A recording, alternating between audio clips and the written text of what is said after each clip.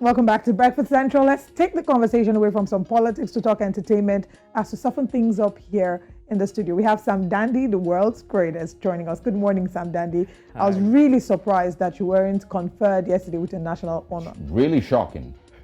I myself am still speechless. I guess we'll have to redo the event. I thought you were at least going to get a GCON, at least. I know, I thought so too. But you know what? It's never too late. It will happen eventually, right? All right, I know you have a great spirit of sportsmanship, so even if you weren't conferred, you'll talk to us about the others who were, right? For sure. In fact, I'm going to start off with that story. Okay, go ahead. All right, so just, of course, yesterday, at the government house villa in Aso Rock on the 11th of October, President Muhammadu Buhari presented national awards to a diverse range of Nigerians, and some of Nigeria's entertainers were not left out. The member of the Order of Federal Republic was awarded to 74 individuals, including, of course, African giant, 31-year-old multi-award-winning musician Damini Eboluwa-Ogulu, popularly known as Burna Boy. Now, his father received the award on his behalf in recognition for his groundbreaking exploits in music. Now, recall that Burna Boy became the first Nigerian to win a Grammy Award for an independent body of work. Well, Burna isn't the only star to get honored. Veteran musician Innocent Idibia, aka Tubaba, was also honored. He received the Member of the Order of the Niger, and it's no surprise, noted for his vocal range, lyrical depth, and longevity. He is widely regarded as one of Nigeria's greatest musicians of all times, in fact. Now, 29-year-old music star Teni, the entertainer, graced the ceremony in person to accept her honor. And the President Muhammadu Buhari praised this music star, saying citizens who contribute to national development deserve to be encouraged and appreciated, adding that they have repositioned the Nigerian entertainment industry and placed it on the global map. And I must say I agree. A big congratulations to these stars, and many, of course, have said that they continue to inspire them. Now, it's safe to say that, you know what, if you're out there, you can also be an inspiration. So, of course, do what you know how to do best, and, of course, make Nigeria proud.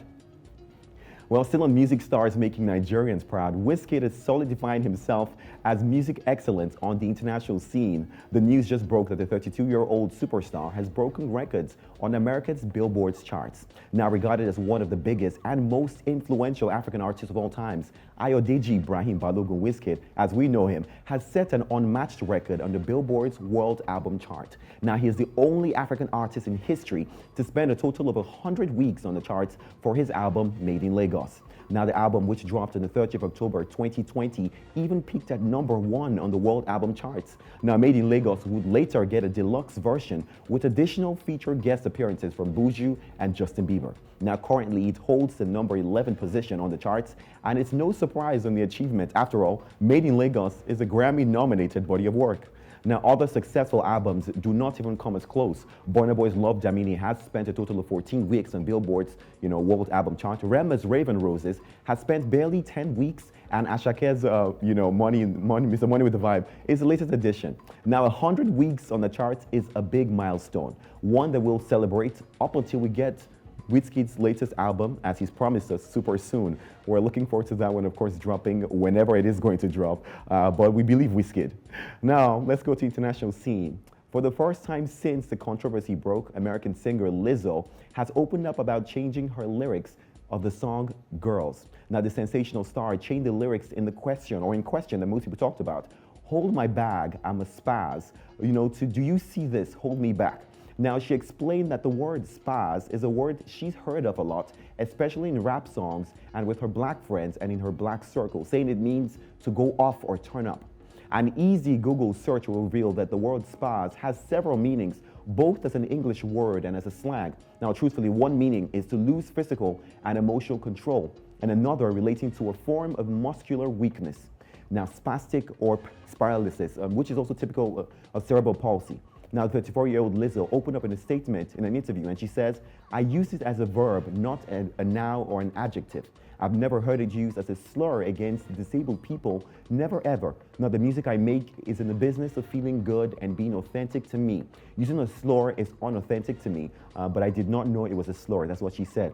Now, the Grammy Award-winning singer revealed that after the word ableist meaning was brought to her attention, she thought about her peers that had been in similar situations, and she decided to make an example and make that change.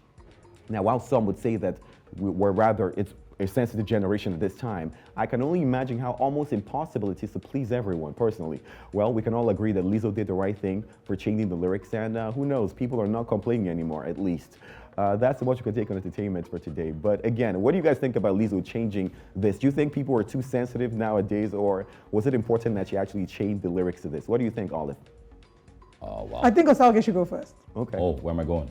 Well, I mean, we live in different times, you know, from the 80s. And so every now and then you will, you know, get to see things like this happen, mostly because, yes, I agree, people are too sensitive. There is always, you know, someone who's going to drop context, you know, from their own understanding, you know, of your use of words and all of that. Music in the 80s and in the 90s, if you remember, the rap lyrics that we used to hear back then were really, really terrible, and nobody, you know, really cared. You know, danced to it, you know, we enjoyed them. But in today's world, things are very, very different, and so she has to play it safe, I think. I agree.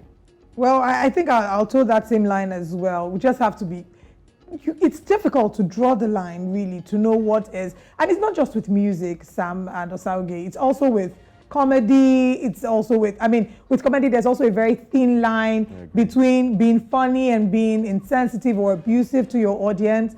And as artists and creators and entertainers, it's a very thin line that can be easily crossed.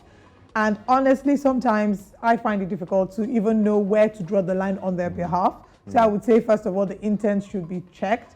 And if a vast majority, and you think in your heart, you know, it's always good to hear the other person's side of the story, and, you know, try to sometimes meet them midway. But like you said, you can't please everyone. Absolutely. And people would argue that cancel culture is killing creativity. I mean, it is, honestly. Imagine having to think, what is my intention? Is my intention pure? And even if it is, then how do you know if a pure intention will offend, who knows, a majority of people?